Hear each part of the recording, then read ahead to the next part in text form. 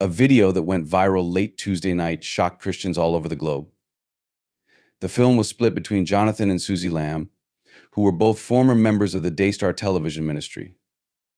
Originating from an undisclosed place, their mysterious message was clearly intended to instill dread and a feeling of urgency. The story it presented would bring shame upon one of the most famous Christian television networks in the world. The initial statement made by Jonathan was, "We've been keeping a secret. There was a lot going on that we couldn't talk about for the past 2 years at this time. However, we have provided all of our proof to the police and multiple news organizations." Although his words were profound before, Susie's quivering, sincere expression of emotion made them ring even louder. Many terrible things transpired. We were being pursued by private operatives who were attempting to intimidate and threaten us. She responded with, "But even after everything, we couldn't keep quiet. We thought we had no choice but to talk to the media. We acted in this way because we knew that talking about it would make things better." As Jonathan put it, "We just don't feel safe at home anymore," which is why the two claimed to be firing from something hidden. Simultaneously, the explosion went off. Why did Jonathan and Susie think that abandoning the church they had attended their whole lives was the exclusive path to salvation? That was a terrifying response. Daystar was a network that took great pride in its extensive audience reach and significant influence, but beneath its delicate surface lay a horrible reality abuse. The Lambs asserted that the ministry was concealing a horrific secret regarding their daughter, which, if revealed, could bring the entire ministry tumbling down. Every member of Daystar's elder class, including Jonathan's parents, did their utmost to shield this man, whom the Lambs referred to as Pete. It was immediately apparent that the individuals in control cared more about preserving the ministry's image than they did about safeguarding an innocent youngster. On the recording, Jonathan's voice cracked while he was talking. "In 2020, our scared daughter told us she had been hurt and came to us. We began to wonder if it may be someone from our own family as we dug deeper into the matter. Everything was much worse than we had imagined, proving that our first assumptions were incorrect. There was more to come. As their daughter got ready to go swimming in 2021, Mike tagged along and waited in her room. Jonathan beheld him. Things were not going according to plan from the beginning, as this incident indicated. After initially being outgoing and friendly, the youngster began to withdraw from her father out of fear. Her previous trust had been in him. Upon hearing these disturbing things, the Lambs were surprised. However, they were even more shocked to receive a negative response when they sought assistance from their family and church leaders. Even though Daystar and Jonathan were worried, their mother and grandma Joni Lamb didn't feel sorry for them and blamed their daughter for what had happened.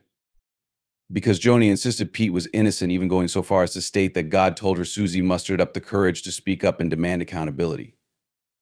Susie and Jonathan were both in a terrible amount of pain. However, their struggle for justice was just beginning at that time.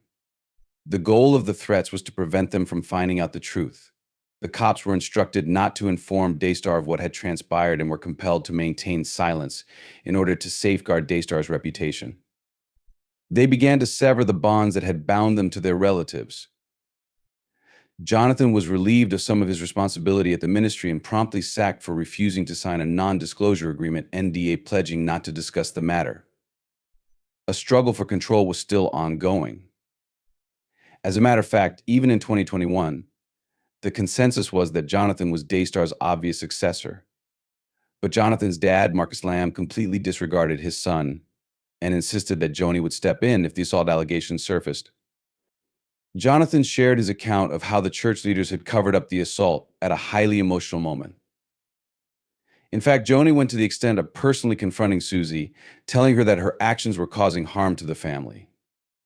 When the Lamb's children were instructed to sleep next to their parents at a ministry retreat instead of in their own room, the situation grew much more problematic.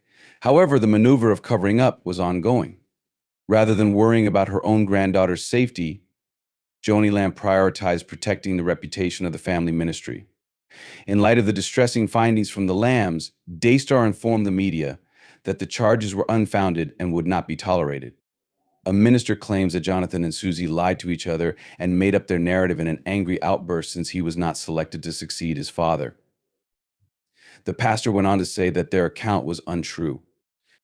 In a statement, Pete's lawyer refuted all charges and stated that his client had passed the polygraph. The fact that Joni Lamb's new husband was the CEO of the polygraph business stated earlier must, however, be considered. Something happening on the high seas. The ministry's reaction has been perplexing so far because the Lambs are being truthful.